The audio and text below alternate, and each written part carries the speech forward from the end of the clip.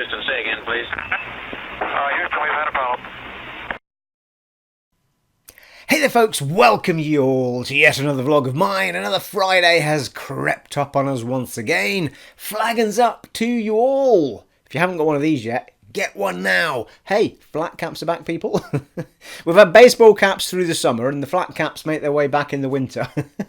This is a new one, people. Do you like it? I'm feeling a bit AC/DC, I'm going to be honest with you. Nothing wrong with that, though. I love AC/DC. The weather was actually so awful today. I bought this a week ago, but the weather was so awful today that I got to wear it outside. There you are.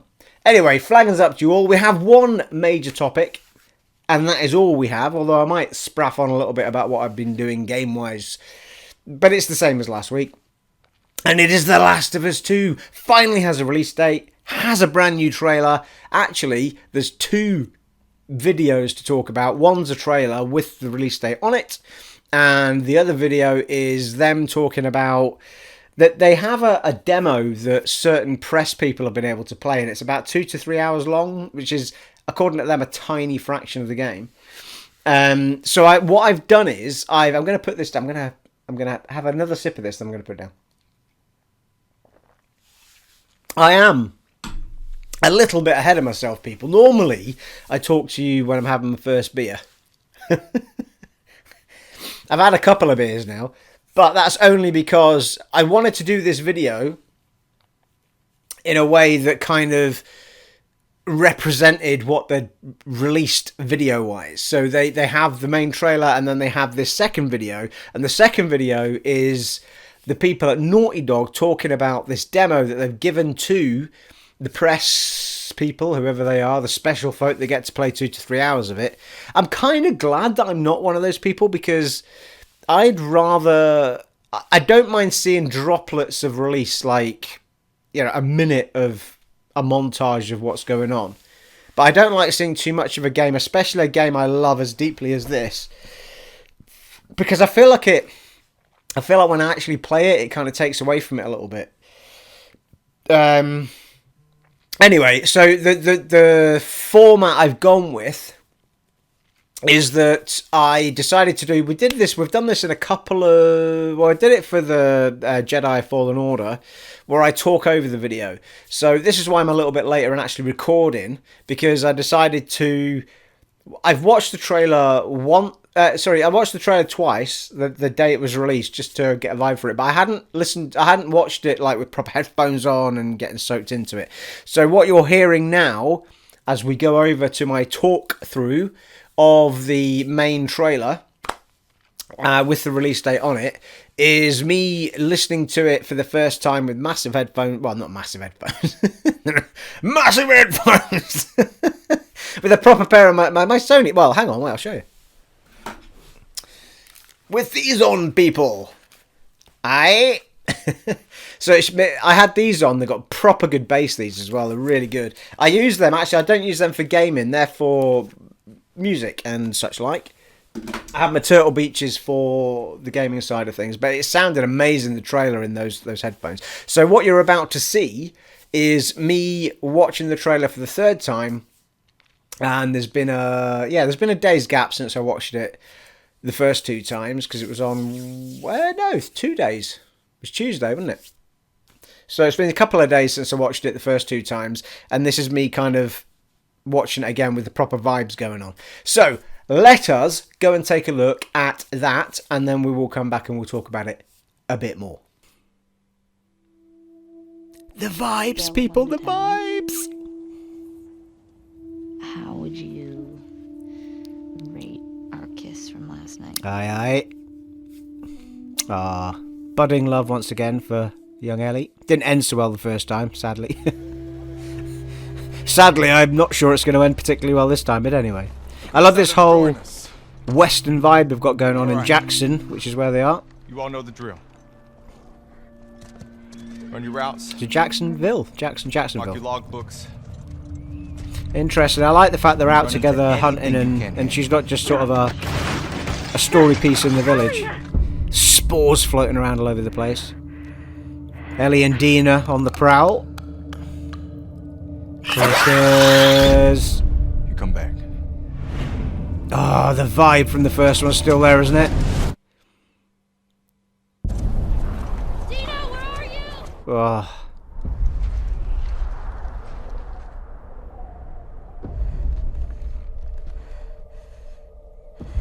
Interesting that Dina looked like she was a playable character there from that clip. Don't know how that's working. Get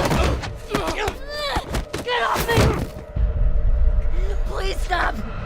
Yeah, I'm kind of hoping that's not what it seems. It seems like a very obvious Dina dies, and I felt that even from the first clip, because this whole story is about revenge. Tommy! Awesome character. Joel's brother from the first one. You have no idea Gorgeous. what you're walking into. What are you doing? You don't know how large that group is, how armed. I don't care. Oh, it's brutal and dark. It really is when it hits this point. You can't stop this. That tattoo is sweet. Oh, hello. Dogs.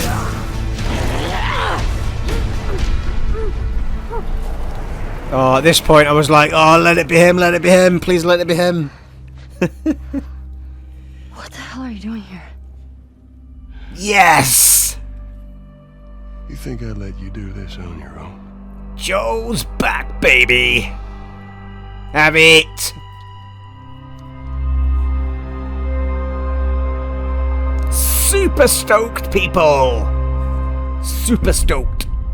21st of Feb 2020. So there you are. I am super stoked, people. I'm super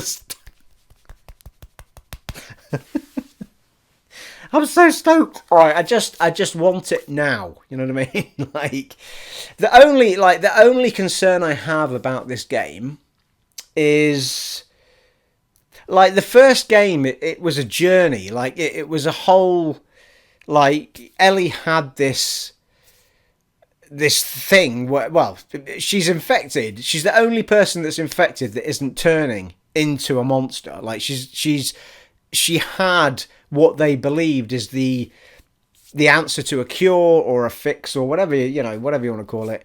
And that whole journey was about getting Ellie from A to B so that B could use her to find a cure and such like. But of course, spoilers, if you don't want to know what happens in Last of Us Part 1, please go away now because I will talk about it. I'm going to talk about the end. I'm going to talk about what goes on. So please go away now. If you've not played it and you want to play it, stop listening. So, they get there and then it's, then they basically want to kill her to find the cure. So, a lot comes into that mix. You think you're on a story for good and then it's all about Joel's decision about what is good. Like, his love for Ellie has grown so strong in that journey. A combination of the daughter dying at the very beginning of the game. The bond is there was so much encapsulated in that whole story. This story, I know they said from the very offset that the first story was about love and the second story was about revenge. But for me, it's at the moment, it feels like the same story that we got with the DLC. The DLC were the Left Behind? The Last of Us Left Behind, wasn't it? That DLC was about Ellie having fallen in love with her friend. That DLC is about how Ellie gets bitten and infected in the end. But more deeply, it was about Ellie as an individual and the loss that she'd suffered in all of that, which was the girl that she'd fallen in love with, who was her best friend.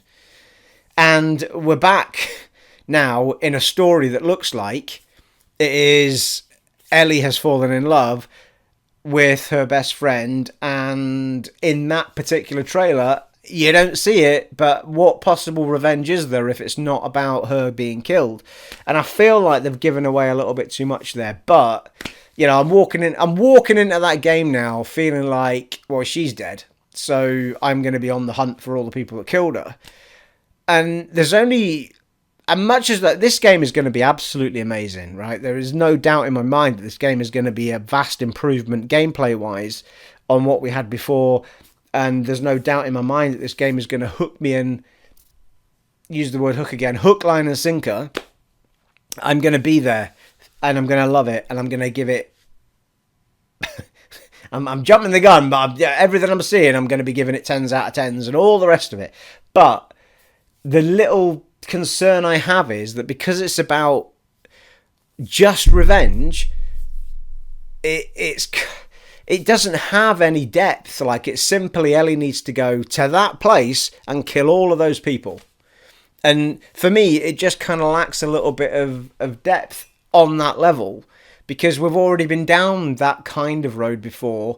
I know that her first love didn't die because of people. They died because of the infected, you know, and she turned and all the rest of it. But I just find it a little bit too straight line to say Ellie needs to find revenge, bang, she has to go from there to kill all these people, and off she goes. Because it doesn't round off anything. So I'm hoping... Well, I say round off anything. What I mean is it doesn't give any 3D depth to this character story, blah. It's just Ellie's pissed off. She's going to go and kill some people.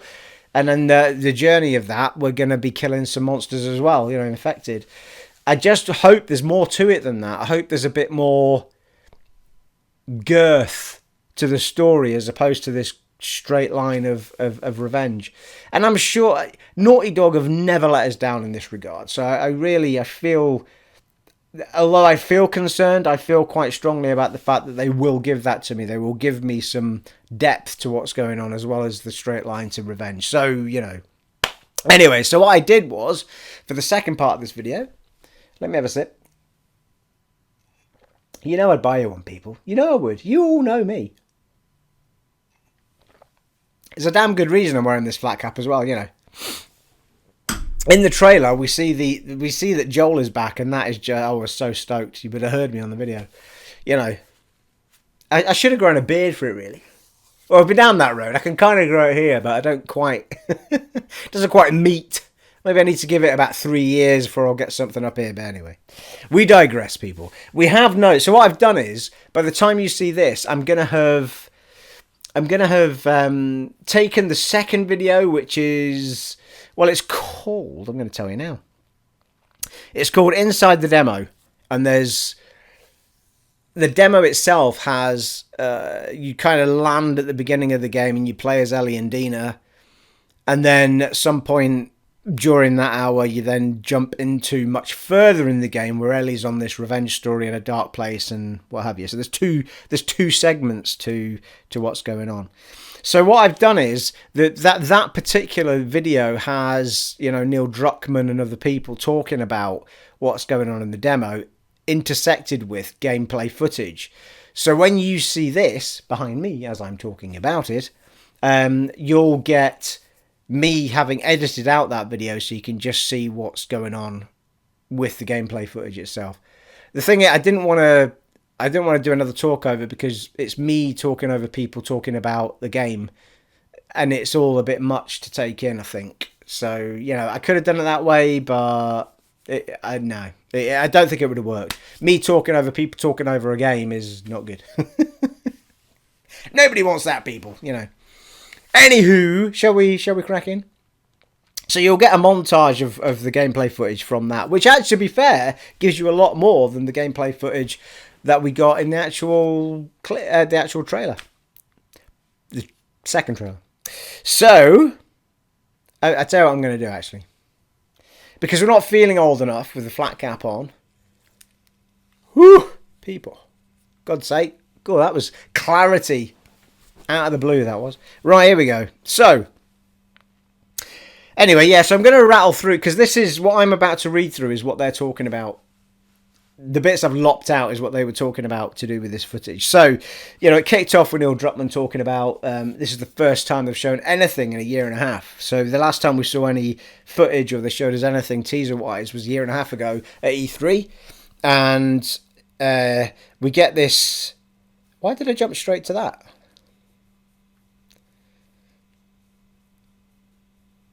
Anyway, For some reason, there's a big thing about Joel being back right at the top. Anyway, there was a big deal about the fact that, I think the reason I've jotted it down is because Neil Druckmann mentioned it at the beginning. In the actual trailer, because he talked a little bit about the trailer before he went on to the demo stuff, and he was saying, like, because in the previous one, in E3 a year and a half ago, we didn't know if Joel was even in this game. We didn't know if it was Joel that had died, and that's why she was on revenge mission. So it was a massive relief to see in what you've already seen in this particular vlog that Joel is back, baby. Yeah, because we want that. We want the two of them together. What made that game so special was the relationship that grew between them in that story, along with the story that was behind them in itself. It was all of that love between them. So in this story of hatred that we're talking about, it has to be the love that Ellie has, or the love that Joel has for Ellie, that's going to hopefully pull her back from the brink of any madness that she ends up, going toward. And it was brilliant. I mean, Joel basically, the one clip you see of Joel is like him just saying to her, "You didn't think I was going to let you do this on your own, did you?" And that's it. So we get the, I'm probably repeating a few things that I've said in the clip before, but I'll run through how Neil Druckmann went through it and the other people that were talking about it. So we begin off in Jackson, or the city of Jackson, which is, I think, the place where we ended up with Tommy and all of his people. But it could be a different place. They could have moved on. I can't remember what it was called in the last game, to be honest with you. I didn't look it up. But it's got this beautiful snowy environment, and they start off with Ellie and Dina going out on the horses together, going hunting and gathering and all that sort of stuff. And, they've got that. They did say in the clip that Ellie and Dina have actually been really good friends for about 2 years, and it's had this undertone of romance. But they've been just friends for 2 years. So what we saw in the first clip and the second clip, the first clip with them kissing, that's the first kiss in like them being friends for 2 years. And then we're seeing that advance more in the beginning of the second clip.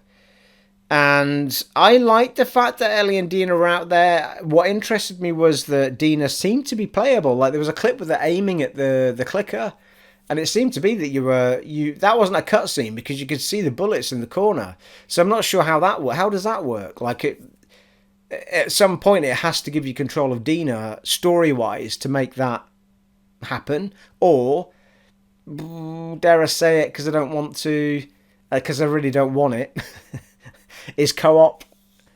I kind of don't want co-op, but the AI was so good anyway in the first one. I don't remember any big issues with it, that if they've got that AI built in anyway for a co-op character, because well, that's not true actually, because there are times in the first game where you are on your own. Anyway, I don't know how you would do that, but I don't want it to be co-op, so I'm hoping it was just a jump to being Dina for a particular purpose. They talked about that, because in the first one there are a few places, especially in multiplayer, and there is no multiplayer in this game, by the way. They decided to scrap it and concentrate on making it the best game they could, which I think's brilliant. Don't want multiplayer in a game like that. I know the multiplayer was really well raved about and stuff, but for me, I'm not a multiplayer player. Don't give a shit about multiplayer. In games like this, I really don't want it. To be fair, Naughty Dog, whenever they've done multiplayer, have done it really well. Although all the Uncharted multiplayer did, got rave reviews as well. But I just don't need it. Like, I'd rather, as they've put it, I'd rather them have way more concentration on making the campaign the best and longest and more rounded than it can be, than have half your team off making an online thing that's going to be dead in 2 years. Like, just give me an everlasting game that I never want to stop going back to. But anyway, they made a conscious decision. Like, so it was another chap, I can't remember his name now, but he was talking over it as well, and they said one of the big things that we're talking about was traversal. And traversal was something that you could do little bits of in the first one, but it was never built into the mechanic. It was just kind of, you were allowed to just make a weird jump somewhere. It didn't even feel like a proper jump. It was almost like you were just...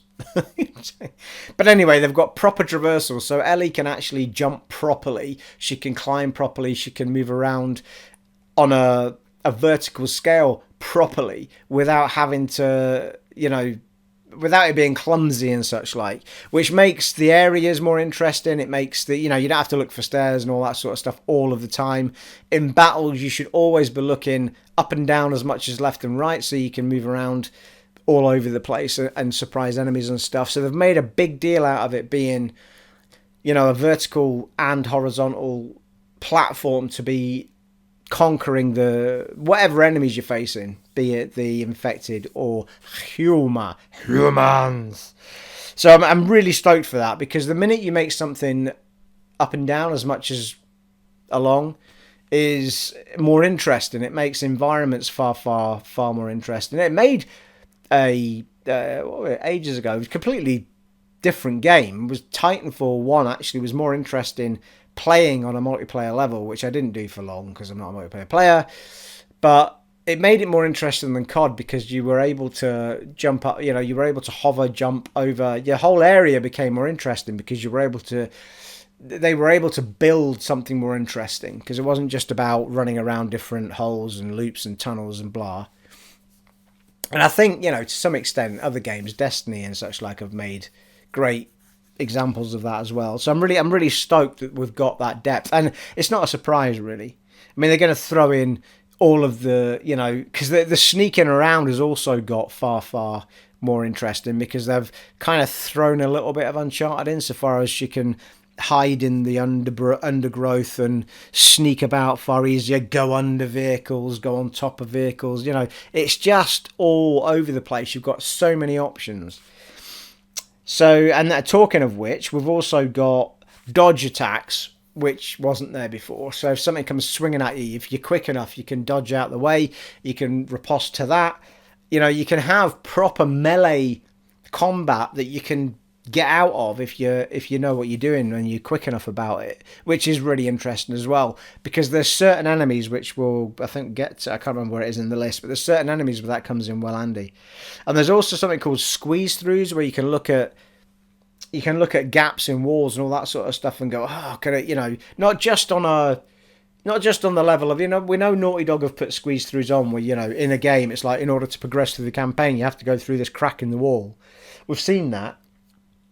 But there are squeeze throughs just generally in areas that let you get past enemies and let you, maybe, I don't know if you can hide, but certainly you can get around enemies that way. And, so they're there not to progress the story, just to help you in the maneuvering of that level. Weapon upgrades are far more in depth. The workbenches are back, which were in the first one, which I'm really thankful for, because I loved the workbenches in the first one. Didn't mention whether the upgrade system was the same, because you just kind of gathered bits of bolts and components and stuff in the first one. So I don't know how much more in depth that's got, but it did look really cool. You'll have seen it in the clip behind me as I've edited it down. The weather, interestingly, like the weather effects on as they were going through the world, I think they showed a particular clip of Ellie and Dina on the horses, and as Ellie was was riding on the horse, the snow from the tree was dropping onto the back of the horse. So on the back of the horse there was all this snow landing on it. And it wouldn't be the same each time. It's just whatever happens in that particular weather system moment would happen to the characters as well. So they've tried to bring that into the game to make it feel like you're actually in the world, not just a world where you've got this person just sort of going from A to B in it. Like, you feel like the world's affecting you as a particular character, which I really like. I mentioned the same story as the DLC. I think I've talked about that already. I feel a little bit like we've kind of been down that story with Ellie before. I don't know if I have talked about it now that I'm saying it, but the DLC, I have talked about Left Behind, but the DLC was Ellie falling. Yeah, I have. I talked about it being. I'm forgetting where I've been, people. But you know what I mean. I talked about it here. Well, I mentioned it here again in my notes. It's just like, is this not the same story that we've seen before, just killed in a different way? But I guess we'll find out. Yeah, so we move on. So that was me talking about the beginning of the demo. Then it moves to Ellie on this dark path into the second part. And the second part's based in Seattle. That first... in Seattle. The first part was Jackson. So she moves on to Seattle. Now, this is... This dark part that we see in the second part of the demo is a long time into the game as opposed to much further into the game than the first part was. So they made very... sure that you were aware of the fact that this is much further in, and even at that point it's still only a fraction of the game. But she's up against a group called the WLF, which is a militia group, and I think it's pretty much what we've seen before. You know, you got to work your way around the areas and either take them out or sneak your way around. But it seemed to suggest that Ellie heard over the radio that something was happening, somebody was blah. I didn't know if that meant that Ellie had a radio and someone was talking to her, or whether there was just somebody she heard over somebody else's radio who was in the area, who's a baddie, that there was something in the area. So I couldn't quite make that out. I have a feeling that it's probably she heard on the radio that an enemy had that somebody was close by and she was on the hunt for them, because it was that particular thing that she'd heard that was making her go toward wherever she was going. So I'd be interested to find out more about that and what that meant. There's now attack dogs as enemies, which mix things up because dogs are really unpredictable anyway, and they're not easy to stealth. There is, however, when you've still got your hearing mechanic that we had in the first one, so when you go into hearing mode, you can see the enemies within a certain distance, and you can also see what the scent path is that the dog is following. And you can turn, if you can see where your scent path is, you can throw a bottle and make the dog go the other way and stuff like that. So you can kind of mix it up like that, or you can try and take them on full on. But that was quite cool. It just adds another anxiety to the game. There's a new infected called the Shambler. It's more of a tank character, and it takes a lot of hits to put it down. I guess it's a little bit like the bloaters in the first one that were... It's like an Uber extension of them. They looked a little bit similar, to be fair to them. And there was also a mini-boss section, and it was called a Stalker, the mini-boss fight. And it's kind of it's a cross between the runner and the clickers, but it can hide and it can run away and surprise you and stuff like that. And it showed a clip of, which you'll see at some point, me talking. It was a clip of a real melee session with this thing, that because you walk through a door and it just surprises you from nowhere. And you get this real like dodge, melee, dodge, blight. So you get really hands-on with it, as well as then being able to jump back and get a shot off on it and stuff. So the combat's, I think, becoming a bit more up close and personal. Like, you can't always see what's in front of you. Sometimes it's going to surprise you from the side, and you're just going to have to, use your fists and get out of it. And I like that. It puts extra tension on the game in a massive way, which is something they were talking about as well. Very hand-to-hand combat, just talked about that. And yeah, there was something about the crafting abilities were... When you were crafting your abilities, it's more rounded and more in depth, so far as you can actually enhance Ellie the way you want Ellie to play as your Ellie. So from that short description they gave me, it could be that you make her a stealthy person or a full-on person or some combination of the two. Entirely up to you how you develop her abilities. And I think with that in mind, it's probably the case that you won't be able to give her every ability in the entire game in one playthrough, and you'd have to decide on your route through as to where you spend those ability points, and that's who Ellie will become. And that, for me, is quite interesting because it gives you a reason to play it in several times. Enemies have names is an interesting one. So when you're walking through, or sneaking through an area, or killing, if you kill someone, the guy, if there's other guards around or stuff, they're going, Dave, hey, Alan, where are you? Alan, Alan. But they actually call out each other's names and stuff, asking where they are. I thought that was really cool. Like, so they're individualizing the enemies that are out there, making it more personal, like you're affecting a person rather than just generic bad guy. Love that stuff. The more they introduce that into games. The other one that has been doing that recently is the not Assassin's Creed, Watch Dogs, the newest Watch Dogs. Every person in the game has a backstory, has a family, has a, the more power we get behind consoles and PCs, the more that sort of stuff can start coming in, which I think is brilliant because it makes the whole world deeper, doesn't it? More interesting, exciting. And demo is 2 to 3 hours long, of which is only a fraction of the game's length. Tiny fraction, he said, actually.